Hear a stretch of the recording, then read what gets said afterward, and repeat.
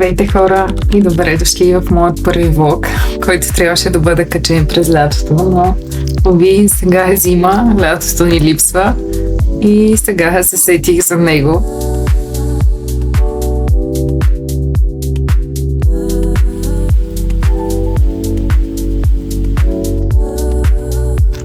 Добре дошли в моята седмица като фотограф. Първо започнахме с 3-дневни снимки на фитинги за реклама.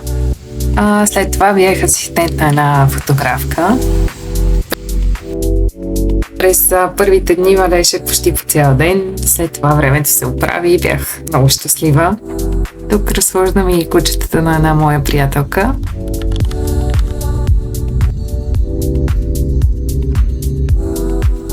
Фитингите продължаваха по много време на ден. Имахме много хора, много тоалети, които всичките трябваше да бъдат премерени, заснети, изкоментирани с режисьорите. Имаше смени в последния момент на визи и на последния ден от тях вече бях много изморена.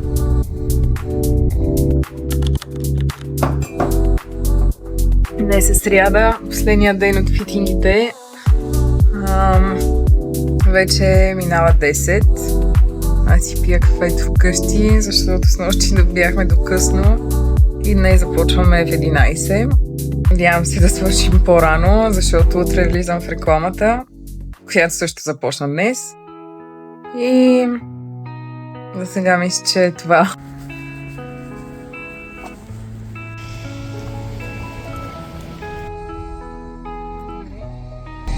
Той сме да тръгваме към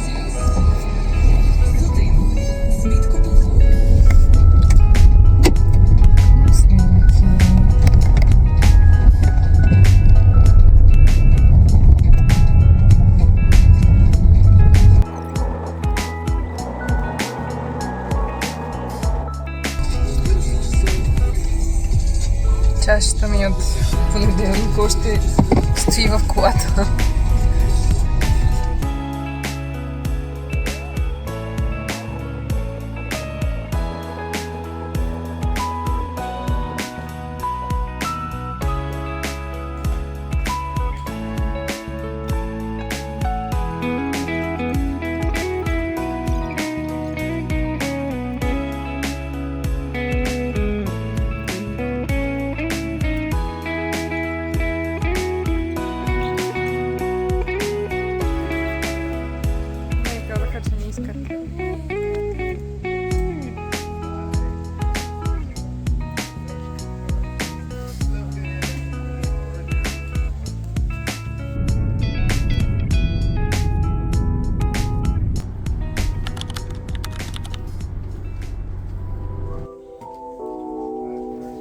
И така започна първия снимачен ден от рекламата. Снимахме хелоуинската кампания на една американска компания, която се казва 3M.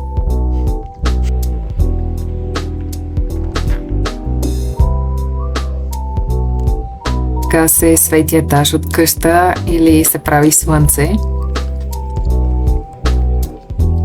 Колегите ни показваха нова дифузия на Godox. Много интересна, много бързо се сглобява и се сменя плътността. Много беше яко, за първи път видях такава.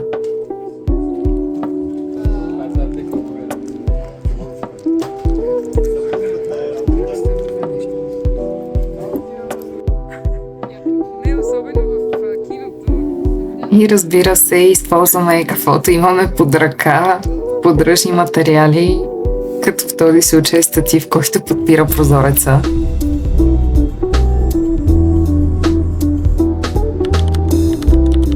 И така, вторият снимачен ден започна. Този път бяхме на центъра.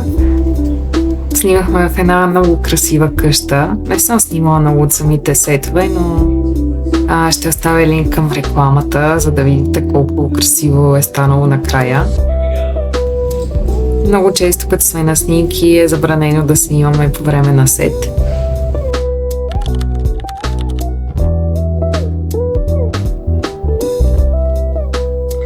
Последният снимачен ден започна по обяд и успях да се наспя.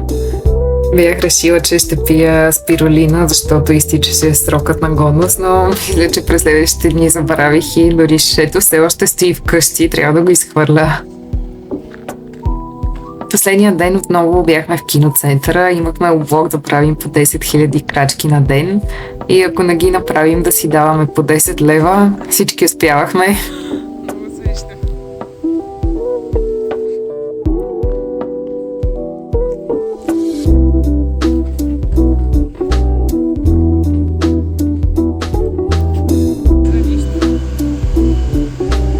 Вечерта вече беше станало много студено. Обикновено там винаги е много по-студено, отколкото в други части на София.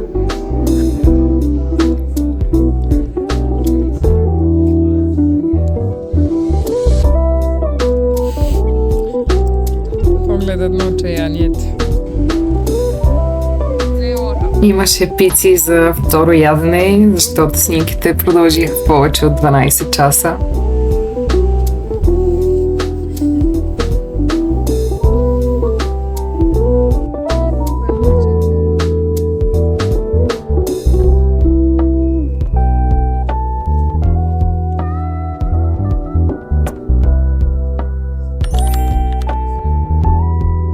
И така мина и последният работен ден за седмицата. Неделя решихме да отидем до Икеа, за да си потърся полилеи за селската ми къща, но вместо това, по-скоро освен това, взехме стол и доста други неща, както винаги се случва, когато отидеш там. Накрая отидахме да си вземем и по един бургер, който не успях да снимам, защото вече бях много гладна. Но така мина моята лятна работна седмица, която показвам през зимата.